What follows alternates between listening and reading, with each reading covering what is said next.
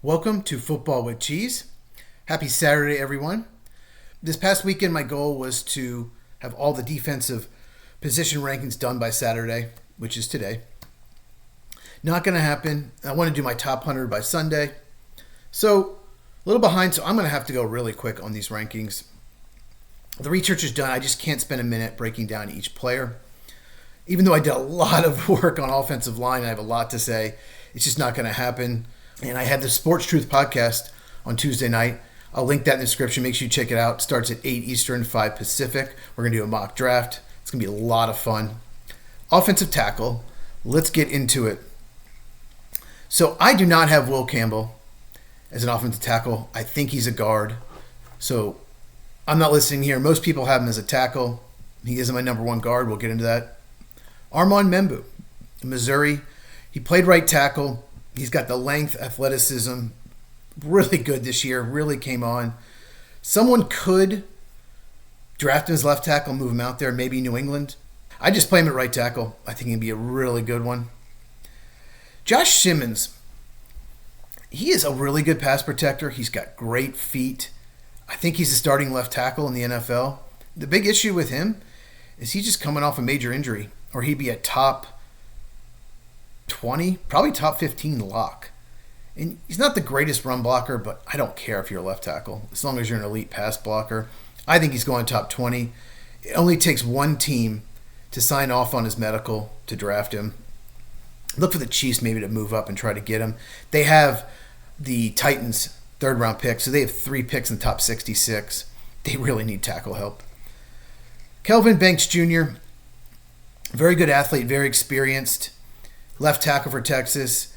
I worry about how easy sometimes it is to get off his blocks. He's got to get better hand placement. So there's some bust potential. But I do think he goes first round. Josh Conley Jr., high floor guy, great character. I think he's going late first round. Maybe doesn't have a ton of upside. I think he'll be an above average starter. Maybe not a Pro Bowler, but just a solid tackle. Put him in at right tackle. He played left tackle at Oregon. I think he'd be a really good right tackle. And he could always move to guard if necessary. Ariante Ursary. I hope I said that right. Sorry, I've had like a bunch of cups of coffee. I got up really early and I'm just trying to get everything done. Very jittery. I like him a lot. Every year, there's a player who is a late first, early second rounder, and for no reason whatsoever, falls. And the opposite happens. Like Jackson Dart was a third-round pick when the season ended, and because of the need of quarterbacks, some people are saying, oh, he's going first round, which would be a mistake. Ursary, maybe he didn't finish strong. I did read that. I didn't watch Minnesota play late in the year. Didn't have time.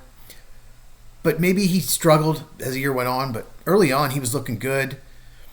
He could play left tackle. Maybe his ideal fit is right tackle in his own scheme, but he's going to be my top 50. He's just a really good player. Anthony Belton. Some people won't have him this high. Another experienced player, has the length to play left tackle. Maybe not the best athlete. Once again, might have to play right tackle or guard, but he could fill in at left tackle if necessary. Just a really solid player. Real big. He's not very tall, 6'4", but he's almost 340. So he's got really good size. Charles Grant. So I'm trusting some other sources on him. I did not watch him a lot.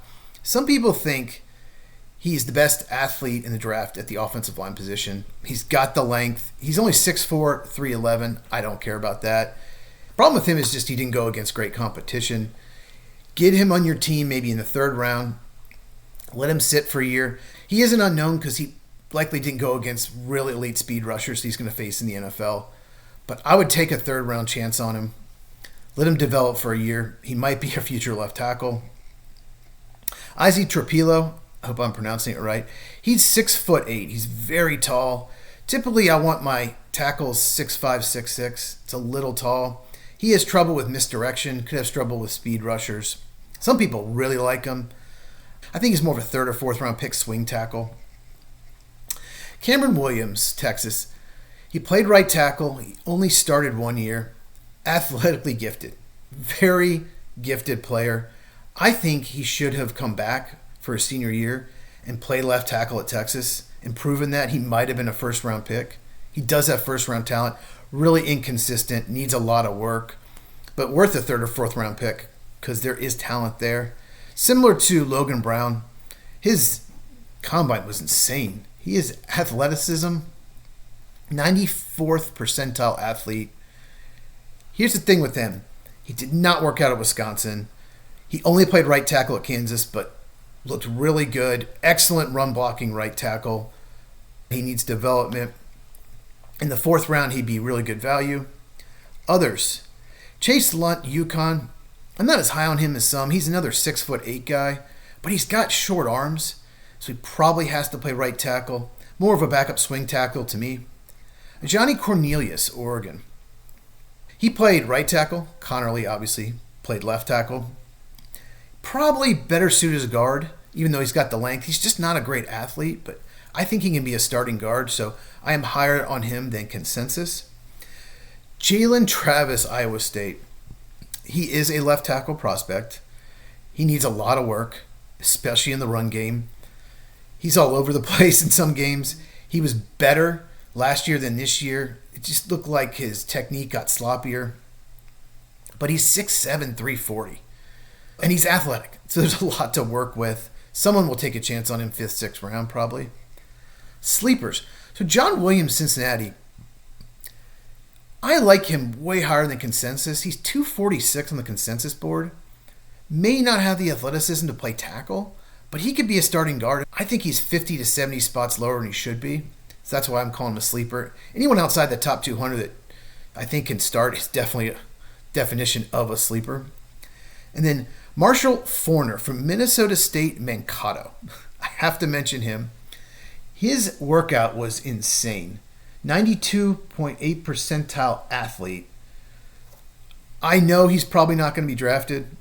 The competition level wasn't good. But I might use a 7th round flyer on him. Let him be inactive all year. He could develop into a starting left tackle. Let me look at... I can't remember his arm length. He's so far down this list. I can't even find him anymore. Yeah, 34 1/8 inch arms, 6'6", 308, unreal athlete, 82-inch wingspan. Why not? And if you don't think you're going to use a flyer on him, bring him in for a visit. Try to recruit him as an undrafted free agent. I don't know if he's a Viking fan. A lot of those small Minnesota schools, the Vikings, do a good job of signing them undrafted. But worth a shot. That is offensive tackle. Make sure you are subscribed. Hit the bell for notification. Like this video. Share this with anyone who loves football. Reminder, I'm going to be on the Sports Truth podcast this Tuesday, like I mentioned earlier in the video. I'll link it in the description. We're going to do a mock draft. I will be picking for the NFC North and the AFC South, so I'll pick first. So who knows what I'll pick? You never know. Maybe Cam Ward. Maybe not. Maybe I'll pick Marshall Forner, Minnesota State Mankato. You just never know. So check these videos out if you have not, and I will see you in the next one.